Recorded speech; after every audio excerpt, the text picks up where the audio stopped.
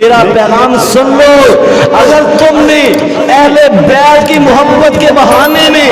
اور ان جلوسوں میں کسی نبی کے صحابی کے اوپر زبان دراز کی تو اہل سنت برداشت نہیں کرے گا،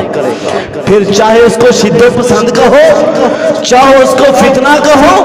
چاہے اس کو جو مرضی کہو، ہم تمہیں کہتے ہیں اپنے مذہب پہ عمل کرو، جی بھر کے کرو، پیٹو سینے کو، بال نوچو، بھنگڑے ڈالو، چھریاں مارو، خودکشیاں کرو، گھوڑے نکالو،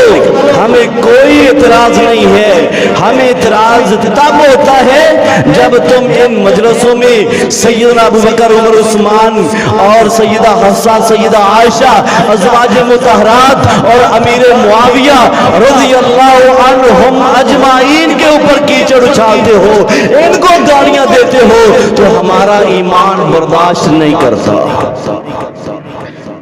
جیو، جینے دو، نہ چھیڑو، ہم ستائے ہوئے ہیں، نہ چھیڑو ہمیں، ہم ستائے ہوئے ہیں۔ تم اگر میرے پاک پیغمبر کے اصحاب کے اوپر گالی دو گے تو پھر اہل سنت کا بچہ کٹنے کے لیے تو تیار ہے، گالی سننے کے لیے تیار نہیں ہے۔